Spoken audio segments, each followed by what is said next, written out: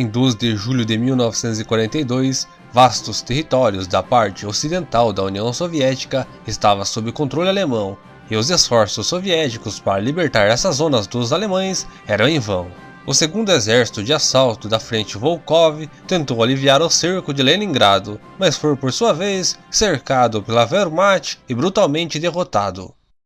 2 semanas mais tarde, um chefe de aldeia local informou aos alemães que tinha capturado um homem suspeito, talvez um guerrilheiro, e que havia trancado em um celeiro. Quando soldados armados com metralhadoras se aproximaram do armazém, um homem alto de óculos saiu e disse, em alemão: "Não disparem, eu sou o general Vlasov." O general Andrei Vlasov liderava o segundo exército de assalto e já tinha lutado heroicamente na defesa de Kiev e Moscou. Vlasov concordou em trabalhar em prol da Alemanha e liderar o novo exército de libertação russo, que consistia de prisioneiros de guerra soviéticos que tinham se voltado contra o seu próprio país. Ainda hoje, o nome de Vlasov está profundamente associado à traição na Rússia. Andrei Vlasov tornou-se um símbolo de colaboracionismo e aqueles que cometeram traição durante a Segunda Guerra Mundial e trabalharam do lado da Alemanha são normalmente chamados de povo de Vlasov. No total, o número de cidadãos soviéticos e imigrantes russos que serviram nas fileiras da Wehrmacht, SS, polícia e milícias pró-Alemanha era de cerca de 1.200.000 pessoas. Entre eles, havia cerca de 700.000 eslavos, 300.000 bálticos e 200.000 turcos, caucasianos e outras minorias étnicas. A população total da União Soviética naquela época era de cerca de 170 milhões de pessoas. Mas isso não significa que essa totalidade de 1.200.000 pessoas tenha lutado contra a União Soviética. Pelo contrário, a maior parte delas eram utilizados como força policial e não estava na linha de frente. Antes da guerra, a União Soviética era vista como uma gigantesca estrutura uniforme vermelha, especialmente no exterior, mas a imagem não correspondia exatamente à realidade. Nem todos no país estavam satisfeitos com o governo bolchevique, especialmente com as brutais repressões do governo de Stalin. Além disso, a guerra começou de maneira catastrófica e os alemães ocuparam vastos territórios e avançaram para Moscou em poucos meses. Muitos soviéticos simplesmente não acreditavam que era possível contra-atacar. As catastróficas derrotas do Exército Vermelho entre o verão e o outono de 1941 levaram às críticas do comando militar e do governo. Muitos culpavam as autoridades soviéticas pela falta de capacidade de controlar a situação e chegaram até a trair a União Soviética.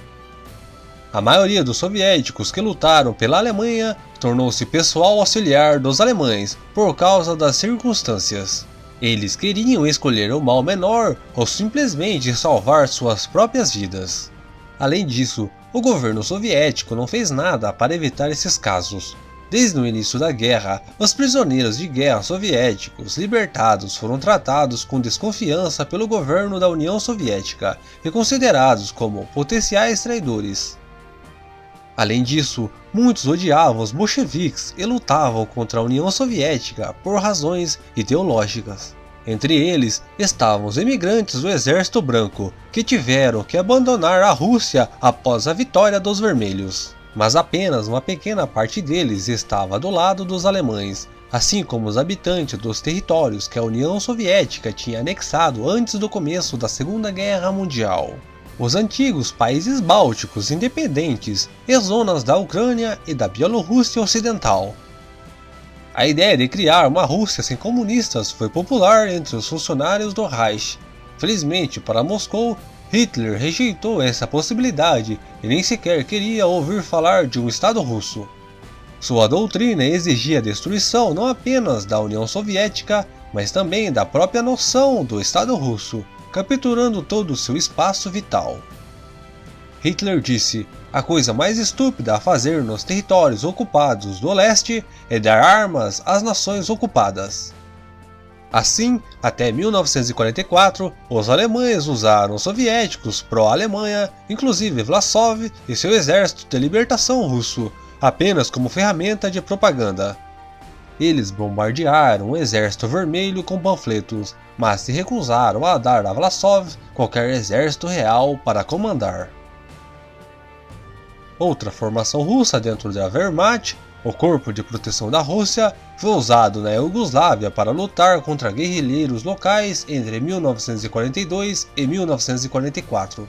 Mas Hitler não confiava nos russos o suficiente para deixá-los lutar contra a própria União Soviética.